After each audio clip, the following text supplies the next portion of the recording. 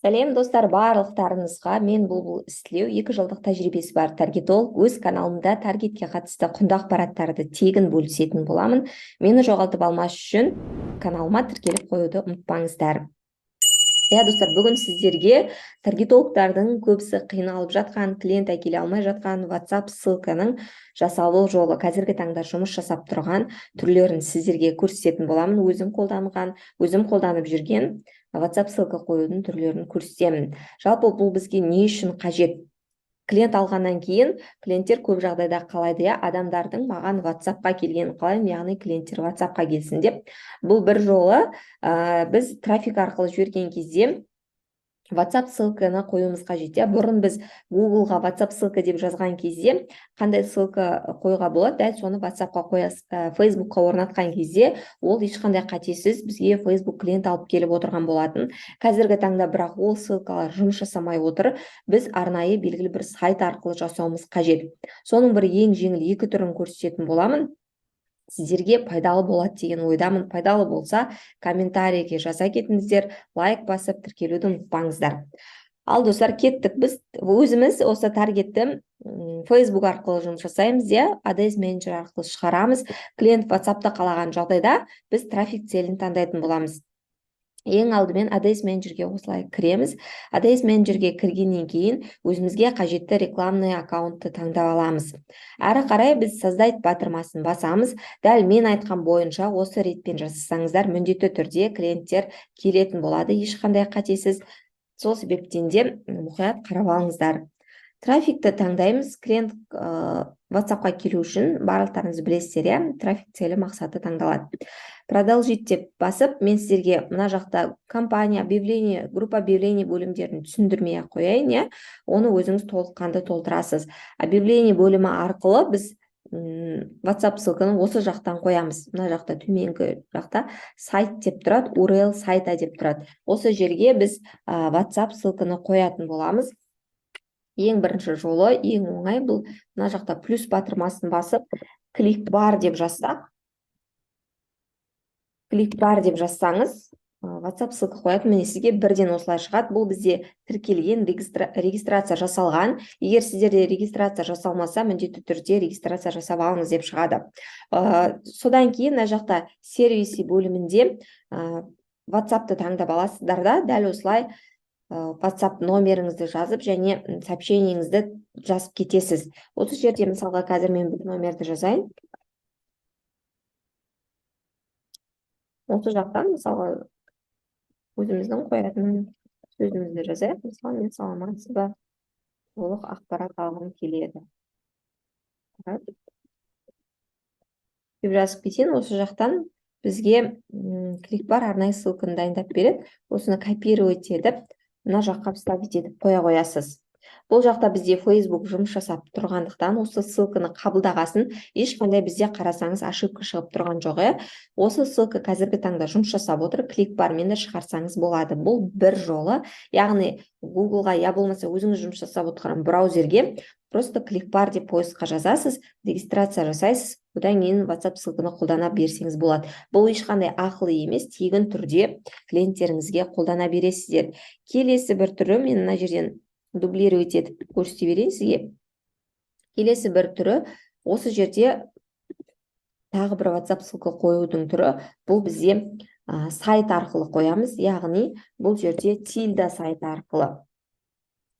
Тильда дегенімізді білесіз, бұл көбіне сайтологтар қолданады, сайт жасау үшін. Кейбір клиенттерімізде сайт болса, осы байқасаңыздар, тильда деп жазылып тұрады. Енді біз өзіңіз бұрын кірмеген болсаңыз, қолданбаған болсаңыз, ең бірінші тильда деп жазған кезде, ең бірінші шығып тұрған бөлімге кіресіздер. Осы жерден тіркелмеген болсаңыз, регистрация жасап алыңыз, егер тіркелген болсаңыз, войти деп кіріп кете беретін боласыз. Мен бұны үнемі қолданатын болғандықтан осылай пароль сұрайды, кіріп кетеміз. Бір минусы тильдада бізде 2 апта ма сондай ғана қолданамыз, одан кейін уже бізде ақылы болып кетеді WhatsApp ссылка алудың жолы. Сол себептен де Егер үнемі осы тильдамен қолданамын десеңіз, әрине сатып алыңыз. Ал егер үнемі қолданбайтын болсаңыз, өзіңізде бізде таргетологтарда почта өте көп қой, сол себептен жаңа почта, бұрын тіркелмеген почтамен регистрация жасап қолдана берсеңіз де болады. Одан кейін сізде осындай сайт деген сөз көрінбейді. Бұл жерде мен бұлбұл деп ашып қойдым. Сіздерде өз аты жөндеріңізбен ашып қойсаңыздар болады. Одан кейін осы жақта создать новую страницу деп басасыз. Одан кейін пустая страница деп басасыз. Мына жерде бизнес, магазин деп тұрады. Ештеңені өзгертпеңіз. Просто пустая страница деп басамыз. Одан кейін ең алдымен осы жерде бір айта кететін жайт, біз мына жақтан браузерден өзіміздің WhatsApp ссылкамызды дайындап аламыз. WhatsApp ссылка деп шығады, соны дайындап алуымыз қажет. Мына жерде бесплатный конструктор деп тұрады ғой, соны таңдап алыңыздар кез келгенін. Бұның өзін қойсаңыздар, Facebook бізде қабылдамайды. Сол себептен тильда арқылы дайындаймыз. Тильда арқылы дайындайтын боламыз.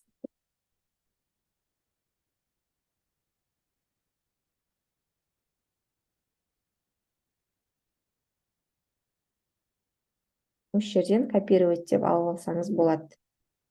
Копировать деп алып аласыз. Одан кейін өзіміздің тильдаға қайта барасыз. Мына жерден все блоки дегенді басамыз. Осы жақта төменгі жерде другое дегенді басып, переадресация деп тұрады, соны тауып аласыздар. Переадресация на URL деп тұрады. Осы жақтан жоғары жаққа бассаңыз, контент деп тұрады. Соны басып, жаңағы ссылкамызды қоямыз. Одан кейін сохранить и закрыть деп жауып тастаймыз. Әрі қарай мына бөлімде настройка деп тұрады бұрышта. Осы настройканы басып, описание страницы дегенді жазып қоясыз. Мысалға WhatsApp ссылка деп қойсаңыз болады. Одан кейін мына жаққа ағылшынша жазасыз. Бір жазылған сөз болса, мына жерде қабылдамай қалады. Сол себептен де сәл өзгертіп жазасыз. Келесі қолданған уақытта. Сохранить деп басып, әрі қарай біз опубликовать деген сөзді басасыз. Осы кезде біздің страница уже Facebook бізге, тильда бізге ссылканы дайындап береді. Осыны копировать етіп аламыз. Енді мына жақтан открыть деп бассаңыз, тильда бізге ашып беріп отыр. Көрдіңіздер ғой, осыны қолданамыз. Енді осыны барып біз ADS менеджерге қоямыз. ADS менеджерге қойған кезде міне көріп тұрсыздар, ешқандай Facebook бізге ошибка шығарып тұрған жоқ. Яғни қызыл белгіні көріп тұрған жоқпыз, иә. Сол себептен бұл жұмыс жасап тұр деген сөз. Осыны қолдана берсеңіздер болады. Дәл осыны қолдана берсеңіздер болады. Мына жақта бізде сары нелер жанып тұрғаны, олар біздегі креатив қойылмаған үшін шығарып тұр Facebook бізге. Дәл осы жерден біз дәл осылай бір креативті қоя салайын сіздерге. Міне. Facebook бізде ешқандай ошибка шығарып тұрған жоқ. Барлығын қабылдап тұр. Осы WhatsApp ссылкалерді осы екі жолын қолдансаңыздар болады. Міндетті түрде результат көретін боласыздар. Сіздерге бүгінгі ақпаратым пайдалы болды деп ойлаймын. Егер ақпаратым пайдалы болса, комментарийге жаза кетіңіздер. Сұрақтарыңыз болса, міндетті түрде жауап беретін боламын. Жақсы, барлықтарыңызға сау болыңыздар.